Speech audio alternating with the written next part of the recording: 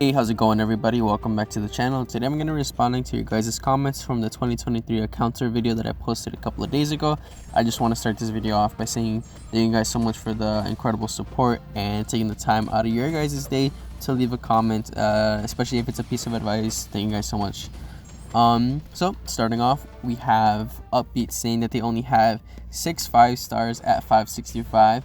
And what I commented down below to him was saying, lucky I don't even have a rank 4, but I'm close.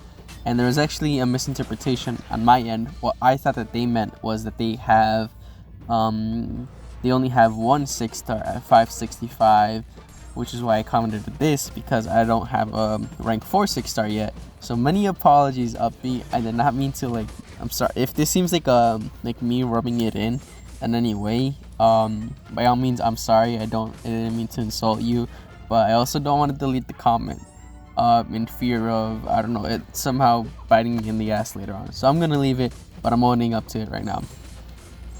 Next up, we actually have at Arbor saying that they have more 6-stars at rank 3 than they do 565s, and they don't see a reason to invest in 5-stars. I agree with this, sort of. So I'm getting mainly materials for 6-stars, for 6-star rank up materials. I'm not getting as much 5-star rank up material, and that's partly because I also want to be able to have a decent amount of materials so that when the opening happens, let's say I even have a lot of items in my overflow, that way I'm able to rank up the champions that I want to use, and I don't have to be worrying about oh, I got Hercules, oh no, I don't have the catalyst. But yeah, with the limited roster that I have, I do have to rank up 5-stars. So with 6.2.2, I ranked up Angela specifically for the Sinister boss, and she did pretty well. So if I have to do rank ups like that in the future, and unfortunately it has to be a 5-star, then so be it. And then It's Fluid on Kick, was saying that the back issues aren't that good in terms of an investment. I 100% agree. However, recently I've been actually noticing that because of how many rank ups I've been doing for 5-stars, I'm not actually getting that much, I'm not able to do that many rank ups as I'd like to. So with the back issues, unfortunately, I don't have to be doing them, but it is nice to be able to be using gems, and that way I don't have to be using my materials that could be used on someone else, like let's say a 6-star rank up. And then moving on, we have at Sutton saying, looks good, dude, but bro, if you've got a generic, then give it a Kitty and Nick. They're 100% good options and will help your progression most, especially because Awakening Gems are getting much easier to get. I did the Nick first, but both him and Kitty are cheat codes even at SIG ones. And yeah, I actually want to retract the statement that I said, basically saying that I would do Nick under Kitty, so I'd rather do a Kitty and then Nick. But now that I have a decent amount of rank up materials, and I have even some in the overflow, I want to rank up my Nick Fury really badly, just to have an extra one, because the amount of times that I want to put him in Alliance Quest or Alliance War, but then I need him in another quest, I kind of feel like I really want to, I really do, and I would get a lot of mileage out of it. I wouldn't invest any SIGs, maybe just to take him up to SIG 20, but that's it probably at most. But my need for having 2 Nicks now that are both awakened is far greater. And then It's Fluid on Kick, thank you so much for commenting twice, saying Nick and Kitty have 2 of the most useful abilities for a generic gem, especially at just SIG 1, definitely awaken either if not both. Kitty, I do have plans for her, just not yet. If anything, if I were to rank her up to rank 4, I would definitely do it after I rank her up, but for the time being, I don't want to take any 6-stars to rank 4 yet. I would much rather develop my rank 3 roster than my rank 4 roster. So for the time being, she isn't going to be awakened, but I do really want to be awakening her. And then from at Harlan Knightley, thank you so much for the little thread that we had. I really do appreciate you taking the time, so much time to comment down a decent amount. So saying that, I don't know when you plan to open all your 6-star crystals and nexuses, but until you do, I would not give generic gems to anyone, and I would also not rank 4 anyone yet. However, I would love to see a rank 4 Cosmic Ghost Rider as your first rank 4. Most of Act 6 should be doable with your roster. You may want to rank someone up for the Grandmaster that you are comfortable with, or a champ immune to reverse controls. I struggled to fight in the Collector and regretted not bringing a champ that is immune to reverse controls.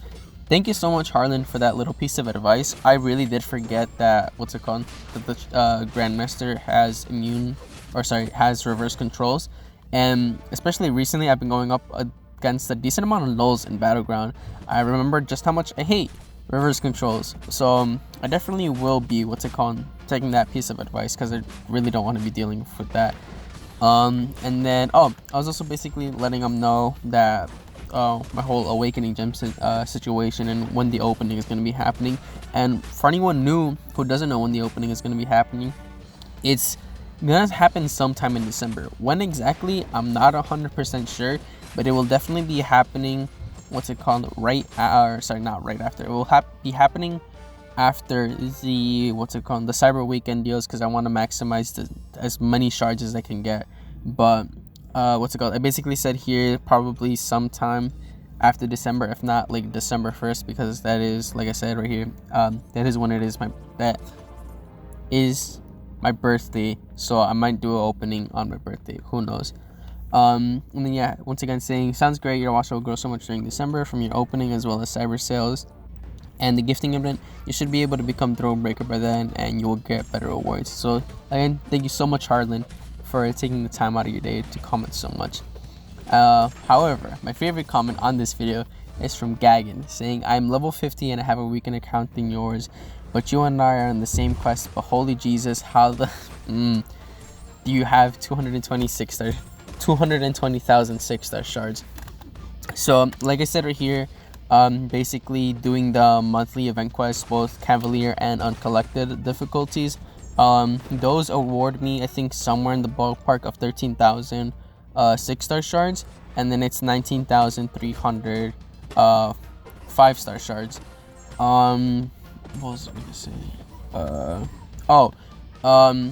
I don't know if it's a little bit more or a little bit less than 13,000 6-star shards. It's somewhere in that ballpark for 6-star shards, but just Cavalier on its own is 10,000, and then the rest is from the Uncollected.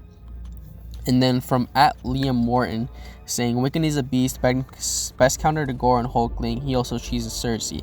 I did not know he was good against these champions. Recently, I did the fight in Battlegrounds with my Wiccan against the Hulkling, and I brought in my Wiccan to see if he would be any good or not. And he was really, really good against Hulkling. He absolutely destroyed him. He had like 20-something, incinerates on him, and he just absolutely melted. I think it only took like the fight 30 seconds for the fight alone. So yeah, thank you so much for your piece of advice. I actually did that fight with my Wiccan because of you, so I really do appreciate you, Liam. And then the last one that we have is from from Quinn, saying, brother, absolutely put aside some time for Thronebreaker push. Kitty will be a cheat code to finish the Cavalier event quest and get the potion bundle with your units, and push for it. You'll triple your 6-star rate after Thronebreaker. You got this. And I just want to say thank you so much, Quinn, for that, because that did genuinely motivate me for pushing Thronebreaker. It is a little bit intimidating, I will say. Currently I'm on 6.2.5, so if anyone has any advice for that, or any of the other quests in any of the other chapters for Act 6, by all means comment them down below. I will genuinely read them. I will absorb whatever it is that you guys have to give, or any videos from any other content creators. By all means, comment that down below. I will genuinely take the time out of my day to read them and actually execute them to the best of my abilities.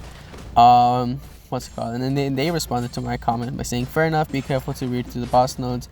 The Do You Bleed Medusa really messed me up. Moment and Symbiote Supreme are good counters though. Also need lots of Bleed Immune or Champ Second Stroke off debuffs. Go/Omega Red, where my MVPs be absolutely have the roster for it. Again, thank you so much, Quinn. Your comments made my day a lot. So thank you so much for commenting.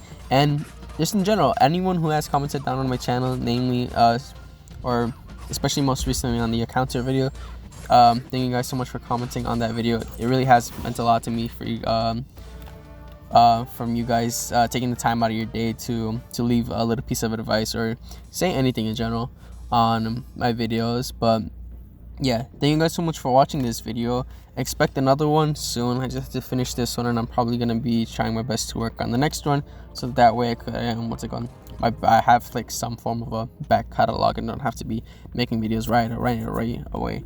But yeah, by all means, subscribe to the channel if you're new, and then feel free to look at the playlist of the 2023 roller map. So essentially everything building up until the opening at the end of the year, and then feel free to check out the actual first video that started it all. Thank you guys so much for watching. I'll see you guys in the next video, so take care.